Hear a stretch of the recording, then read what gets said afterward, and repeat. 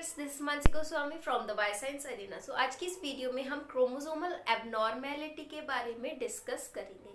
तो basically chromosomal abnormality नाम से ही पता चल रहा होगा कि क्रोमोसोम में कोई भी जब एबनॉर्मेलिटी आ जाती है तो उसका क्या साइड इफेक्ट होता है या फिर वो कैसे आती है, इन सभी के बारे में आज की वीडियो में डिस्कस करेंगे, जो कि एक जेनेटिक्स का ही टॉपिक है। अगर आपको इस टॉपिक के notes that means abnormality in chromosomes के नोट्स चाहिए तो उस पीडीएफ की लिंक आपको मेरे डिस्क्रिप्शन बॉक्स में मिल जाएगी, जहाँ पर मैंने काफ़ी अच्छे से एक्सप्लेन किया हुआ है। हैंड रिटन नोट्स हैं, उन्हीं को मैं यहाँ पर आपको एक्सप्लेन कर रही हूँ ताकि आपको समझने में कोई दिक्कत ना आए।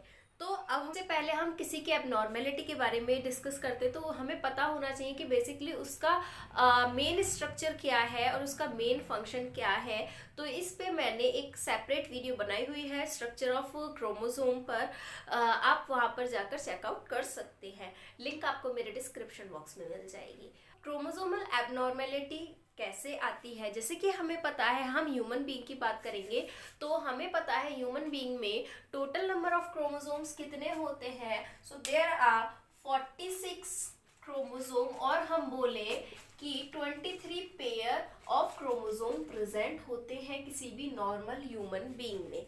अब इन्हीं में ही कोई चेंज आ जाए, या तो क्रोमोसोम के स्ट्रक्चर में कोई चेंज आ जाए, स्ट्रक्चर से इन द सेंस कि कोई भी जो जीन है, जीन की लोकेशन चेंज हो जाए, या फिर दूसरा क्या कि क्रोमोसोम का जो नंबर है इसी नंबर में वेरिएशन आ जाए, 46 की जगह 47 हो जाए, या फिर पूरा सेट ही चेंज हो जाए, या कोई एक्स्ट्रा क्रोमोसोम आ जाए, या एक्स्ट्रा क्रोमोसोम एक इनमें से क्रोमोसोम चला जाए।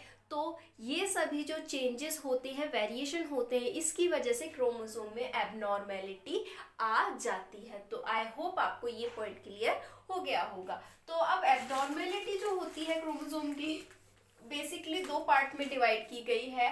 फर्स्ट वन इज क्रोमोसोम के नंबर में कोई चेंज आ जाए, नंबर में इन द सेंस कि जो क्रोमोसोम का बेसिक नंबर है 46, उसमें कोई चेंज आ जाएगी, यानी कि कम या ज्यादा हो जाए, 45 हो जाए, 44 हो जाए, या फिर 47 हो जाए, 49, 50 हो जाए, तो नंबर में चेंज आता है तो हम उसको बोलते हैं न्यूमेरिकल। दूसरा है अगर क्रोमोसोम के स्ट्रक्चरल में चेंज आ जाए, स्ट्रक्चर में आ जाए चेंज, तो ये दोनों बेसिक अलग अलग है। कैसे स्ट्रक्चर में, जैसे कि मान लीजिए ये हमारा कोई भी बेसिक क्रोमोसोम है, इसमें जीन्स प्रेजेंट हैं इस तरीके से, यहाँ ए बी और सी डी ई, तो इसमें जो जीन की लोकेशन है इसमें चेंज हो जाए या कोई जीन गायब हो जाए, तो ये सब हम स्ट्रक्चरल एबनॉर्मेलिटी में पढ़ते हैं। अब जो न्यूमेरिकल में भी दो तरह के हो सकते हैं, पहला है एनिप्लॉइडी और दूसरा है पॉलीप्लॉइडी। एनिप्लॉइडी से क्या मतलब हमें समझ में आता है, एनिप्लॉइडी में एन का मतलब होता है 1 और प्लॉइडी का मतलब होता है सेट ऑफ क्रोमोसोम। जैसे कि ह्यूमन बीइंग में 23 सेट ऑफ क्रोमोसोम प्रेजेंट होते हैं। तो अब इससे हमें क्या समझ में आता है कि क्रोमोसोम के सेट में कोई चेंज हो जाए, यानी कि या तो जो क्रोमोसोम है कोई एक एक्स्ट्रा क्रोमोसोम आ जाए, गेन हो जाए, या फिर एक एक्स्ट्रा क्रोमोसोम चला जाए, तो वो हम पढ़ते हैं एनिप्लॉइडी में। तो इसमें लेकिन सिर्फ और सिर्फ एक ही क्रोमोसोम का रोल होगा, क्योंकि एन मतलब कि 1, तो एक क्रोमोसोम या तो आ जाएगा एक्स्ट्रा क्रोमोसोम, यानी कि या तो 47 हो जाएंगे, या फिर 46 से 45 हो जाएंगे अगर कोई लॉस होता है क्रोमोसोम। तो आई होप आपको ये पॉइंट समझ में आ गया होगा। अभी हम इसको डिटेल में और जानेंगे। इसके और भी फर्दर टाइप होते हैं एनिप्लॉइडी के। First one is monosomy, second one is trisomy, then tetrasomy. इस तरीके के और भी टाइप्स होते हैं। अब पॉलीप्लॉइडी से हमें क्या समझ में आता है, पॉली का मतलब क्या होता है, मोर देन 1।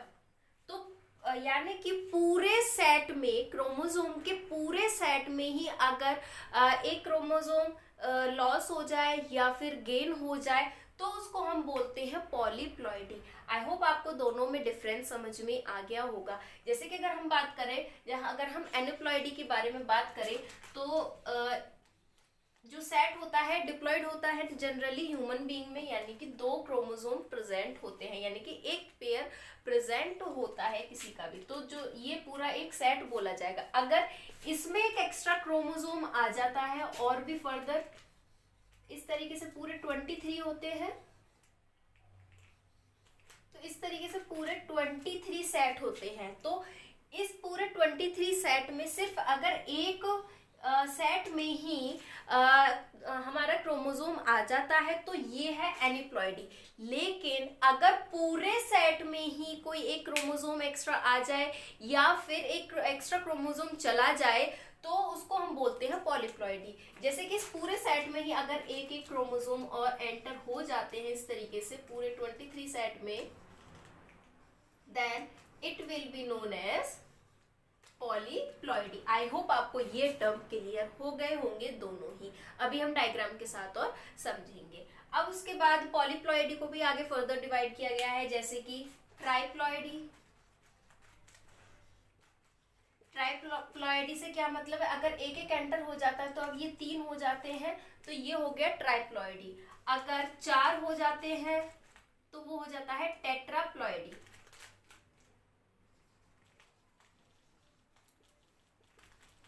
अगर 5 हो जाएंगे तो पेंटाप्लॉइडी, 6 हो जाएंगे हेक्साप्लॉइडी। इस तरीके से अगर मान लीजिए यहाँ पर अभी 3 है, अब ये एक एक एक्स्ट्रा क्रोमोसोम और आ गया है कहीं से, तो अब ये पूरे सेट में 4 हो जाते हैं, तो इसको हम बोल देते हैं टेट्राप्लॉइडी।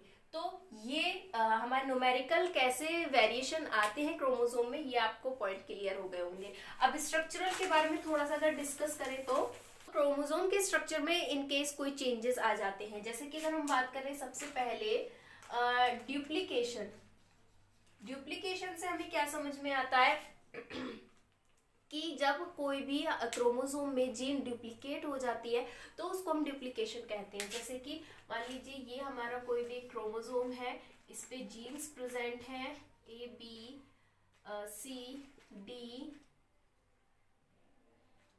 DE, तो ये एक जो एक्स्ट्रा जीन आई है दूसरे क्रोमोसोम में, और ये कैसे होती है, जब अनइवन तरीके से क्रॉसिंग ओवर होता है तो उस केस में होता है। सेकेंड कौन सा है इसमें, डिलीशन। हमें क्या समझ में आता है कि कोई एक जीन पर्टिकुलर डिलीट हो जाए, जैसे कि अगर हम नॉर्मल क्रोमोसोम की बात करें तो इस तरीके से ABCD और E, अब इसमें से कोई एक जीन डिलीट हो जाए, जैसे मान लीजिए D यहाँ से डिलीट हो जाए, यहाँ से कट लगेगा तभी तो यहाँ से जाएगा ये, तो ये इस तरीके से हो जाएगा ABC और यहाँ पर कट लगा तो D चला गया, अब फिर यहाँ से ये रीजॉइन हो जाता है और E रह जाता है, तो इस तरीके से ये हो गया deletion. Third one is inversion.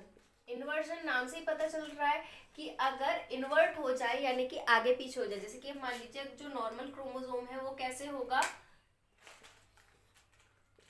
ABCD इस तरीके से होगा। अब ये इन्वर्ट हो जाए यानी कि इनमें कट लग जाएगा किसी भी केस की वजह से और ये उल्टे हो जाए D और C इस तरीके से हो जाए, then it will known as inversion. इनकी वजह से भी काफी फिनोटिपिकली चेंजेस आ जाते हैं बॉडी में, वो भी हम डिस्कस करेंगे। Then fourth one is translocation. Translocation में क्या होगा, अब जैसे मान लीजिए एक क्रोमोसोम हमारा ये है and second one is this. अब ये 2 नॉन होमोलोगस क्रोमोसोम हैं, तो इनमें अगर एक्सचेंज होता है मटेरियल, यानी कि इसका कुछ पार्ट इधर चला जाए, यानी कि यहाँ पर ये S और यहाँ T आ जाए और यहाँ पर क्या C और D आ जाए, तो इस तरीके से अगर एक्सचेंज हो जाता है तो वो भी नॉन होमोलोगस में, तो उसको हम बोलते हैं ट्रांसलोकेशन। अब ये जो ट्रांसलोकेशन होता है ये इन्वर्जन भी हो सकता है, यानी कि ऐसा भी हो सकता है ST की जगह TS हो जाए, यहाँ CD की जगह DC हो जाए, तो इन्वर्जन भी हो सकता है, नॉन इन्वर्जन भी हो सकता है। तो ये हमारे एबनॉर्मेलिटीज होती है क्रोमोसोम में। ओवरव्यू तो हमारा एबनॉर्मल क्रोमोसोम के बारे में, नेक्स्ट वीडियो में हम एनिप्लॉइडी के बारे में और अच्छे से डिस्कस करेंगे। तो ये हमने ओवरव्यू देखा एबनॉर्मल क्रोमोसोम के बारे में। नेक्स्ट वीडियो में हम इन्हीं टॉपिक्स के बारे में डिटेल में A to Z जानेंगे। तब तक के लिए कीप रिवाइजिंग। और अगर आपने मेरा चैनल सब्सक्राइब नहीं किया है तो नेक्स्ट वीडियोस देखने के लिए मेरा चैनल सब्सक्राइब करें, जिसमें कि आपको नोट्स के साथ हर पॉइंट आपको प्रोवाइड कराया जाएगा और आपको बहुत अच्छे से समझ में भी आएगा। और अपने फ्रेंड्स के साथ भी शेयर करें।